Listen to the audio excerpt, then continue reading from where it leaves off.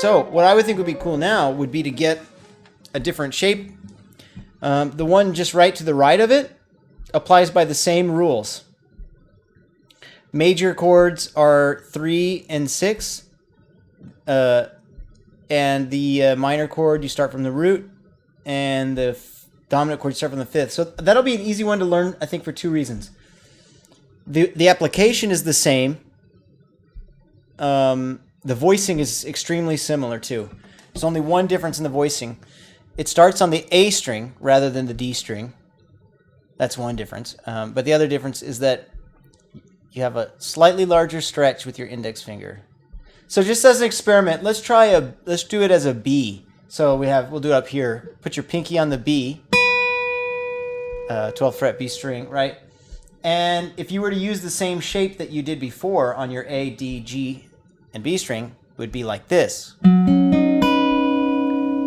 which is one note off from the shape. We're supposed to create a whole step, or rather a fret apart between our middle finger and our index. That's it. So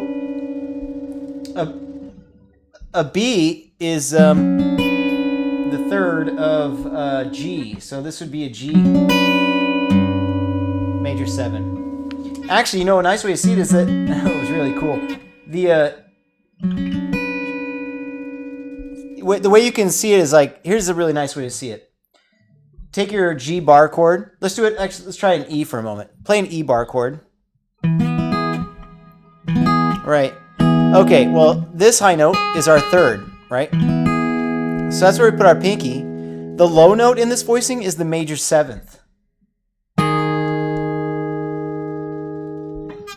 All right. So then you just do your ordinary shape that we learned, but then fix it, meaning drop that index finger a fret.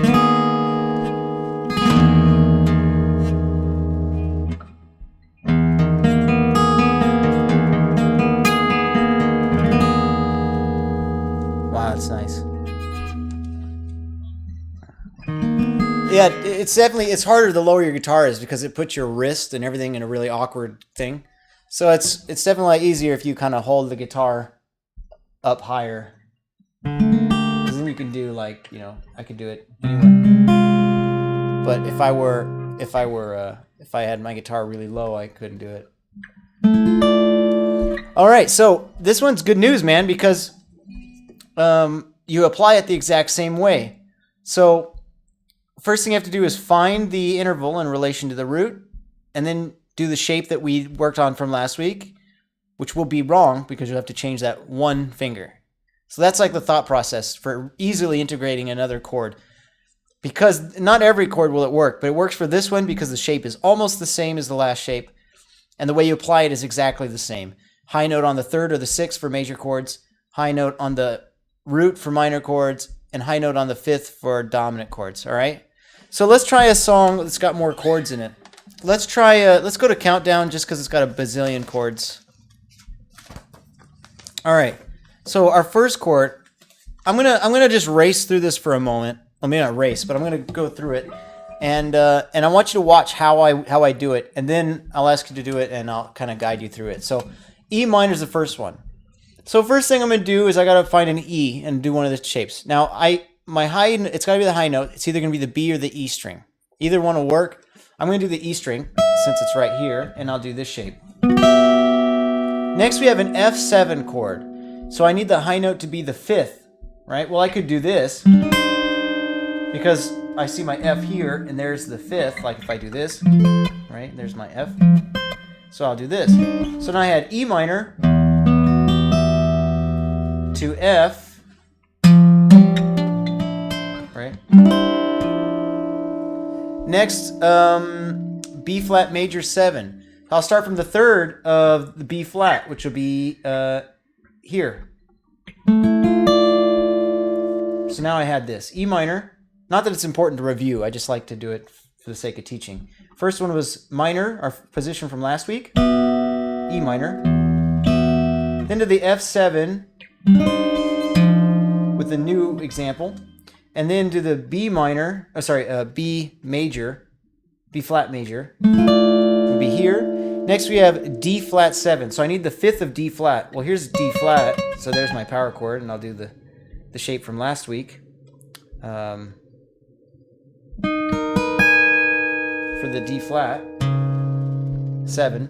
Now G flat major 7. I could do it from the 6th or the 3rd. I'll tell you what, I'll do it from the 6th because here's my 5th, you know, on the B string, and that would be the 13th. Very easy to find.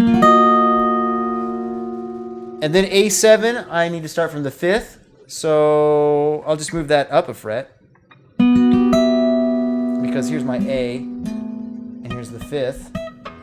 And then D major 7, I need to start from the 3rd or 6th. So I could move it up a whole step, and that would be it, but let me do it somewhere else because I'm getting really high up there. I'll do it from here. Same exact notes, actually, just on the high 4 strings. So if I go through that whole first staff, I had E minor, and I'll leave the roots out, but they really complete the harmonies. But anyway, so E minor, F7, B flat major 7, D flat 7, G flat major 7,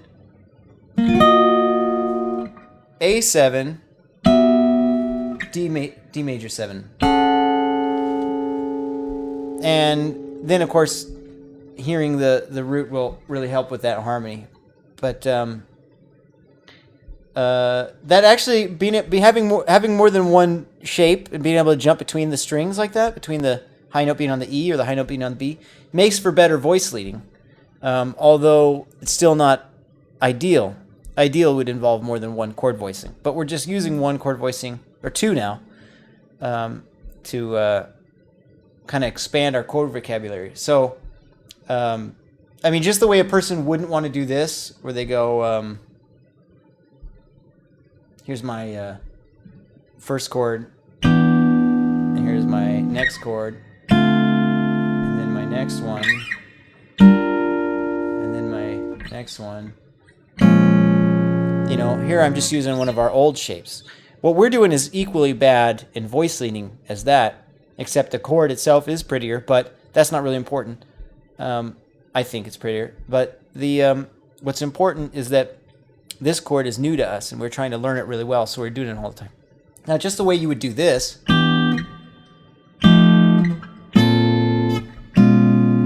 know, and like maybe...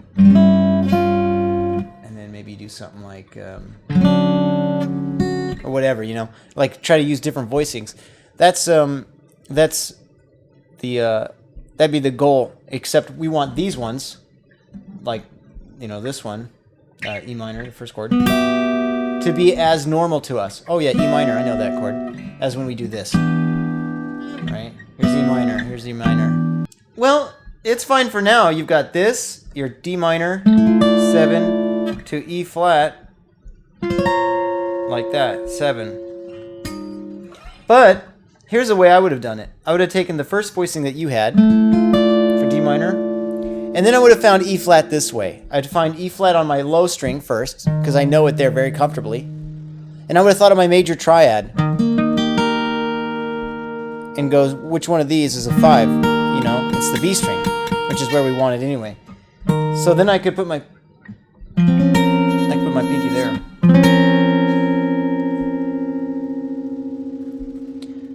So next, oh yeah, you got that one?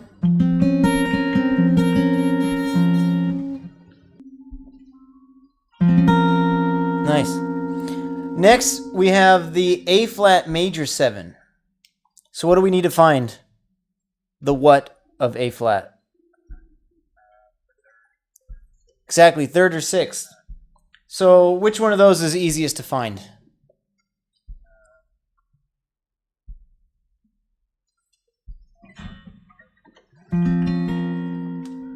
All right.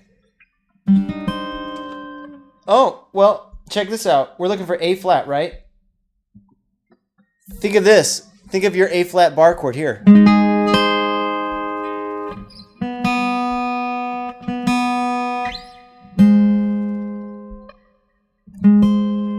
Right, and then so you put your pinky on the 3rd, which is going to be 13th fret of the B string, and you can do the shape there. See how I found it in relation to like the common chord? And then go, oh, okay, that's where I'll put it.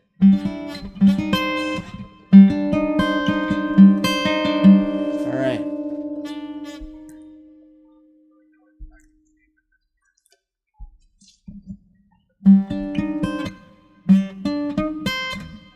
Oh, that's true. Yeah. All right, next we have a B7. So where's a nearby one for that? What note, what interval do we need to find in relation to B rather? Right. Where's the B on the B string?